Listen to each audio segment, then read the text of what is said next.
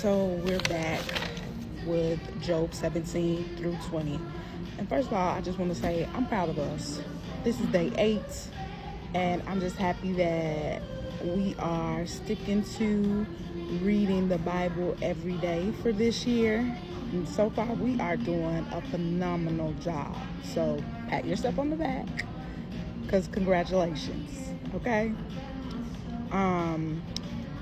So we're moving forward, Job 17 through 20. We're still at a point where Job is still conversing with his friends, okay? So in verse 17, Job 17, Job is tired, his body is weak, and he still feels away because his friends don't really understand what he's going through. But even still, in all of that, he believes heaven knows the truth. And the truth is, he's really innocent. He didn't do anything wicked to deserve this sort of thing, right? So then here comes another friend, Bildad. Again, I don't know if I'm saying any of these names right. He said, oh yeah, in verse 17, in a way, Job calls them stupid. And Bildad basically says, who you calling stupid? And then he backs up what Zophar was saying, and that Job must be evil, because why would God be doing this to somebody unless they're evil, right? And I just cracked up because he's like, you got to see it called us stupid now.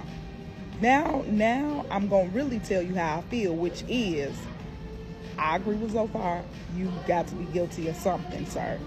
So I chuckled at that, because who you calling stupid?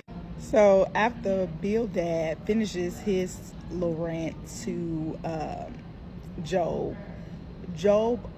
hears more judgment than compassion. And so Job says, or asks his friends, how long wilt thou torment me and crush me with your words? That's a legitimate question, because he's going through a lot. He's trying to plead to his friends that he hasn't done anything wrong. He doesn't understand why God is doing all this to him. And then they coming at him talking about you got to be evil, you just forgot, or you got to be evil, something ain't right. You got to be evil because, you just did something and we didn't see it, but you did something. In Job 19, he also says that his wife detests his breath. And that is kind of offensive to him too. He's like, everybody around me is, downplaying me. Even my wife says she don't like my breath. But he got all these things and going wrong with him, like the ailments, the sores. I'm pretty sure it's probably an odor that comes with all of these. He's even had these sores.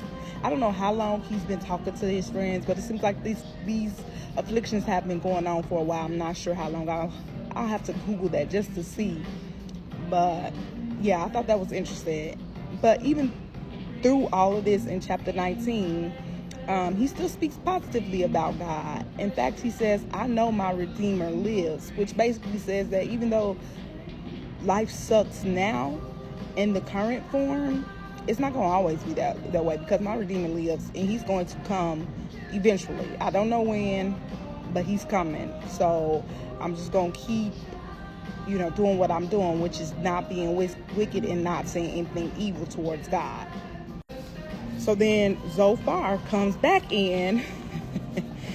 He basically had heard that Job was saying about, like, give me a break. He says, the wicked may succeed for a while, and they could garnish a lot of, positive things that the world think is positive, like riches and things of that nature. But eventually judgment always comes.